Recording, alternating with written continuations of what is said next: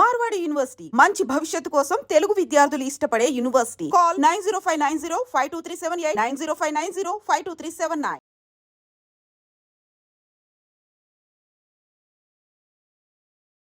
ఇప్పుడు ఈరోజు మనకి ఒక 3 days బ్యాక్ జరిగిన స్విగ్గీ బాయ్కి అన్యాయం జరిగింది. ఆ అన్యాయం పట్ల సార్ కానీ మేడం గారు కానీ మాకు ఎంతో సహకరించి ఆ రైడర్కి న్యాయం జరిగే విధంగా ఈ దిశగా తీసుకెళ్ళి అవతల వ్యక్తికి శిక్ష పడేటట్టుగా ఎంతో కృషి చేశారు.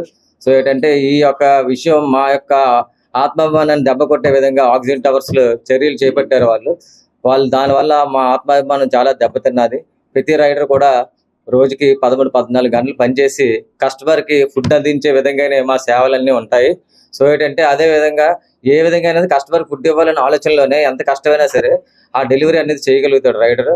అలాంటిది మాకు కనీస విలువ లేకుండా మా యొక్క ఆత్మాభిమానాన్ని దెబ్బ కొట్టి మా యొక్క విశ్వాసాన్ని కోల్పోయే విధంగా మా మీద చర్యలు చేపట్టడం అనేది చాలా అమానుషం. దానివల్ల ఏంటంటే మేము చాలా ఆందోళన చెందాము.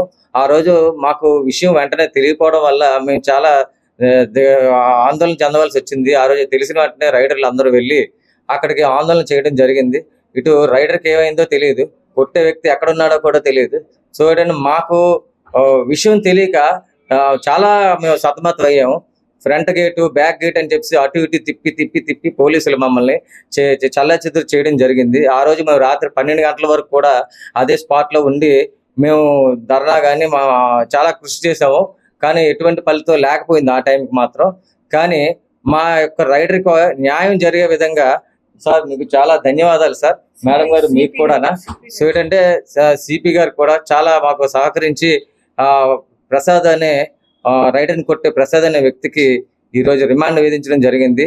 దానివల్ల ఏంటంటే మన రైడర్లు చాలా హ్యాపీగా ఫీల్ అయ్యారు. ఎందుకంటే ఒక కష్టపడే వ్యక్తికి విలువ లేకుండా చేసిన ఈ ఆక్సిజన్ టవర్స్ లో ఉన్న ప్రసాద్ అనే వ్యక్తికి శిక్ష పడడం మాకు ఎంతో ఆనందంగా ఉంది. ముందు పెళ్ళడు ఇంకా ఎవరికి ఇటువంటి అన్యాయం జరగకుండా ఉండాలి అంటే మా యొక్క విన్నపం ఏమంటే మేము చేసే సేవ పబ్లిక్కే సర్వీస్ చేస్తున్నాం. మేము అందరం పబ్లిక్ సర్వెంట్కే మేము పనిచేయదలుచుకుంటున్నాం. కాకపోతే ఏంటంటే మాకు పని చేసే దాంట్లోని కంపెనీ తరపు నుంచి మాకు ఎటువంటి చార్ట్ సపోర్ట్ టీంతో మేము అప్రోచ్ అయితే ఇక్కడ సిచ్యువేషన్స్ వాళ్ళకి అర్థం అవ్వవు. వాళ్ళు వేలోనే వాళ్ళు మాట్లాడతారు. మేము ఎంత ఎక్స్ప్లెయిన్ చేసినా వాళ్ళు అర్థం చేసుకోరు. దీనివల్ల మేము జాబ్ కోల్పోవడం, కస్టమర్ చెప్పే విషయాన్ని ప్రయారిటీ కింద తీసుకొని మమ్మల్ని శిక్షించడం, మాకు పెనాల్టీలు వేయడం అనేది చాలా జరుగుతున్నాయి. ఆ భయం మీదే మేము ఎన్ని ఫ్లోర్లు అయినా సరే మెట్లు లేకపోయినా సరే ఇవ్వాల్సి వస్తుంది.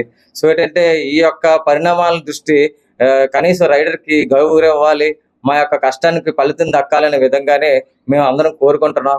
మాకు అది దక్కపోవడంతో ఈ అవమానాలు అందరితో కొట్టించుకోవడాలు ఇలాంటివి కూడా ఇప్పుడు కొత్తగా చేరాయి. సో ఏంటంటే మా రైడర్కి సాటి రైడర్కి మాకు ఇలా జరగడం మాకు చాలా బాధాకరం వేసింది. సో మమ్మల్ని ఈ యొక్క ప్రసాద్ అనే వ్యక్తికి శిక్షించడం మా రైడర్లకి అందరికీ చాలా ఆనందంగా ఉంది. త్వరలో మాకు ఇంకా అతనికి ఎటువంటి శిక్షలు వేయాలి, ఎందుకంటే ఆత్మాభిమానం దెబ్బ కొట్టారు కాబట్టి ఒక మనిషిని మనిషిలాగే చూడాలని చెప్పేసి మేము కోరుకుంటున్నాం. ధన్యవాదాలు. నమస్తే అండి. గిగ్ వర్కర్స్ యూనియన్ సిఐటియు తరపున నమస్కారాలు తెలియజేస్తున్నాము. గిగ్ వర్కర్స్ని అంటే స్విగ్గీ, ఫ్లిప్కార్ట్, తర్వాత ఏమో జొమాటో, బ్లింకిట్ వీటన్నిటిలో పనిచేసే వాళ్ళని ఇప్పుడు ప్రభుత్వం గిగ్ వర్కర్స్ అని అంటుంది. ఈ గిగ్ వర్కర్స్ని వర్కర్స్గా గుర్తించాలి. ప్రభుత్వం బాధ్యత పడాలి. ఎందుకంటే వీళ్ళు ప్రజలకు అత్యంత విలువైన సర్వీసెస్ని అందజేస్తున్నారు. ఇన్ టైంకి ఫుడ్ అందిస్తారు, మెడిసిన్ అందిస్తారు, ఇంక ఏ అవసరమైనా అందిస్తున్నారు. తల్లి, బిడ్డ, ముసలోళ్ళు ఆరోగ్యాలు అన్ని కాపాడుతున్నారు. ఇంత విలువైన సర్వీస్ని ప్రభుత్వం గుర్తించట్లేదు. ఇప్పుడు ఆక్సిజన్ టవర్లో ఆ అనిల్ అనే బాబు మీద, ఆ వర్కర్ మీద, రైడర్ మీద అంత అమానుషం చేపట్టిన తర్వాత కూడా రాష్ట్ర ప్రభుత్వం నుండి ఒక్క ప్రకటన లేదు. అసలు ఈ స్విగ్గీ ఓనర్ ఎక్కడుంటారు? ఇక్కడ స్విగ్గీలో ఆ కుర్రోడికి అలా జరిగితే ఇక్కడ స్విగ్గీ మేనేజర్ అన్న అతను పట్టించుకున్నాడా? వచ్చాడా? పరామర్శ చేశాడా? అసలు ఏమైందని అడిగాడా? అసలు ఈ ఓనర్స్ ఎక్కడ ఉంటారు? వీళ్ళందరికీ యాప్లో మాట్లాడుకోవడం, లేకపోతే యాప్లోంచి బయటకు వెళ్ళిపోవడం. పెనాల్టీ వేస్తే ఎవరికి ఫిర్యాదు చేయాలో తెలియదు, వస్తువు పాడైపోతే ఎవరికి ఫిర్యాదు చేయాలో తెలియదు, ఇలా కొడితే ఎవరికి ఫిర్యాదు చేయాలో తెలియదు. ఆటవిక సమాజంలో ఉన్నామా, ఆధునిక సమాజంలో ఉన్నామా? పిల్లడు బట్టలు ఇప్పి నువ్వు ఆ బట్టలు పట్టుకొని అండర్వేర్ తో బయటకు వెళ్ళు, అక్కడ బట్టలు వేసుకో అని అనే అంత దుస్థితిలో విశాఖపట్నం ఉంది. ఇలాంటి దుర్మార్గమైన ఘటనలో కూడా స్విగ్గీ మేనేజ్మెంట్ స్పందించలేదు, రాష్ట్ర ప్రభుత్వం స్పందించలేదు. మేము కోరేది ఒకటే ఏంటంటే వర్కర్స్ గా గుర్తించాలి, గుర్తింపు కార్డు ఇవ్వాలి, కనీస వేతనాలు అమలు చేయాలి, వీళ్ళ మీదకి ఎవరైనా దాడికి వస్తే కఠినమైన చర్యలు ఉంటాయి అని చెప్పి ప్రభుత్వం నుండి ప్రత్యేకమైన చట్టం చేయాలి. అప్పుడు ఈ సర్వీసెస్ ని ప్రభుత్వం గుర్తించినట్టు. వీళ్ళకి ఏ రకమైన గుర్తింపు లేకపోవడమే ఈ రోజు అలా ఆ రకంగా ఆ యజమాని ప్రవర్తించారు. ఈ మొత్తం కేసులో గిగ్ వర్కర్స్ ఆందోళన, ఆ చుట్టుపక్కల ప్రజల ఆందోళనతో పాటు సిపి గారు స్పందించిన తీరు, ఏసీపీ గారు స్పందించిన తీరు, కలెక్టర్ జడ్జి గారు స్పందించిన తీరుకు మాత్రం మేము ధన్యవాదాలు తెలియజేస్తున్నాము. న్యాయం ఇంకా బతుకుంది అని చెప్పి ప్రజల్లో విశ్వాసాన్ని ఉంచారు. అలాగే మేము ఆక్సిజన్ టవర్స్ లో ఉన్న యజమానులందరికీ వ్యతిరేకం కాదు. ఆ యజమానుల్లో చాలా మంది మంచి వాళ్ళు ఉన్నారు, చాలా మంది మాకు సహకరిస్తున్నారు కూడా. ఇలా చేయండి అని సూచనలు సలహాలు ఇస్తున్నారు.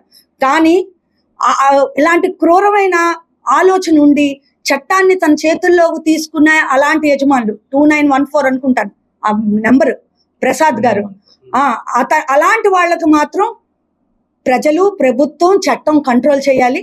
SC/ST యాక్ట్ పెట్టారు, తర్వాత ఏమో పబ్లిక్ సర్వీసెస్ ని ఆటంకపరిచారని యాక్ట్ పెట్టారు. ఆ యాక్ట్ మీద పోలీసులు స్ట్రిక్ట్ గా యాక్ట్ చేసి అతనికి శిక్ష పడేటట్టు చూడాలని ఈ మొత్తం కేసులో నిలబడిన అనిల్ కూడా ధన్యవాదాలు తెలియజేస్తున్నాము. ఆయన మీద విపరీతమైన ప్రెషర్ పెట్టారు, అయినా ఆత్మగౌరవం కోసం ఆ రైడర్ నిలబడ్డారు, అతనికి ధన్యవాదాలు తెలియజేస్తున్నాము. భవిష్యత్తులోనైనా యజమాని ఎవరో ఫిక్స్ అవ్వాలి. ప్రతి రాష్ట్రంలోనూ గిగ్ వర్కర్స్ కి ఎవరు యజమాని, ప్రాబ్లం వస్తే ఎవరితో మాట్లాడాలన్నది ప్రభుత్వం ఫిక్స్ చేయాలి. ఆ బాధ్యత ప్రభుత్వం మీద ఉంది. చట్టం కూడా ప్రభుత్వం తీసుకురావాలి అని చెప్పి కేంద్ర ప్రభుత్వాన్ని, రాష్ట్ర ప్రభుత్వాన్ని గిగ్ వర్కర్స్ యూనియన్ విశాఖ జిల్లా కమిటీ తరపున, CITU తరపున డిమాండ్ చేయాలి. ప్రజలు, ప్రభుత్వం, చట్టం కంట్రోల్ చేయాలి.